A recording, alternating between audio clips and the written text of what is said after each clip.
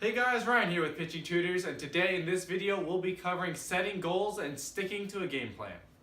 When I was 8 and playing on the B travel team, I set some goals with the help of my dad because I wasn't happy with my status as a B player.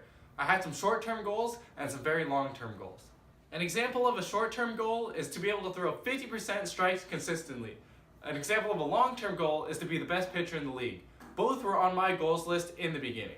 You need both kinds of goals to move forward. A long-term goal gives you something worthwhile to aim for, and a short-term goal gives you feedback and positive reinforcement as you work towards your long-term goals.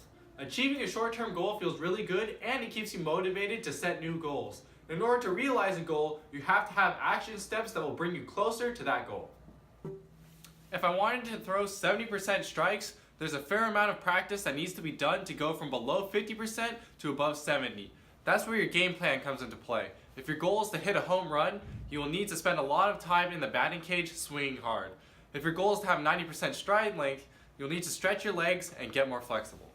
Whatever your goals are, you'll need to spend time in pursuit of those goals with a well-designed game plan.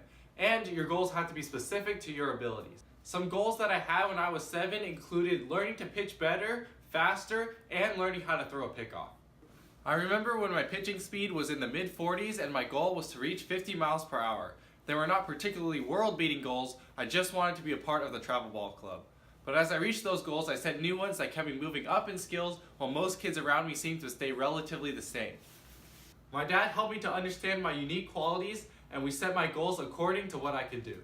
It wasn't that I was a natural athlete, it wasn't that I was gifted with a baseball brain, I wasn't tall for my age, I wasn't aggressive at playing any sport, and I was not that fast by runner standards. The reason I chose baseball was because it was the sport that allowed players to be as far apart as possible with minimum contact. When I was young, I didn't like sports where people were right up in your face or even next to you. Didn't like sports where you had to be aggressive to do well.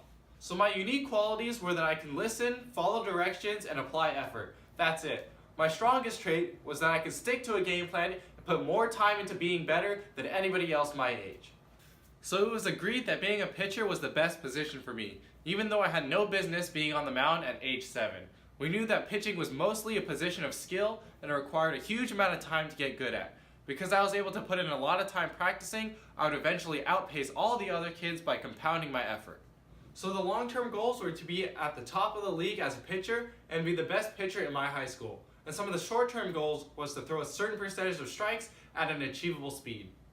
I had a bunch of other short-term goals that were set and achieved throughout the whole process. The game plan was to out-practice every kid that we've ever seen or heard about in the activity of pitching. My dad told me at age 7 that I was going to be competing against somebody bigger, stronger, and more athletic than me for the top pitching spot on the team when I reached high school. The difference is that kid didn't know he would be competing against me until high school. But I knew at age 7, wherever that kid was, that I had to be better than him in 10 years. That allowed me to have a mental advantage and training schedule for the next 10 years to achieve the goal of being the best pitcher in my high school. That's what goals can do for you. Everyone will need to find their own long-term goals based on what is important to them and how much work they're willing to put in to achieve their goals. I can give you some short-term pitching goals as an example if you need something to get you started. There's the often talked about 70% strike goal. You may want to set a goal for speed if you feel that your speed is below average for somebody your size and age. Maybe you have a goal for how long your stride is. Working to 90% is ideal. And a goal to not walk a single batter during a game is pretty cool. Also, pitching a complete game, or as long as the coaches will let you due to pitch counts. But if you get pulled because you reached your max pitch count, that's a good outing. Set a goal to pick off a runner, a strikeout goal per game, or make pitching practices a goal for 3 times a week for a solid month. There are countless goals you can set for yourself, and it doesn't have to be confined to baseball. I'm sure you have things that you would like to do or be in your future. Setting goals is the most proven way to get what you want by applying effort. This is just to get you started. You may be able to achieve these things without setting them up as goals, but the difference is you'll get there a lot quicker if you set them up as goals and have a game plan to get there. When your mind is focused on it, things have a way of coming together to help you achieve your goals. Hit the like button if you found this video useful. This helps us get this content to as many people as possible, and I'll see you in the next one.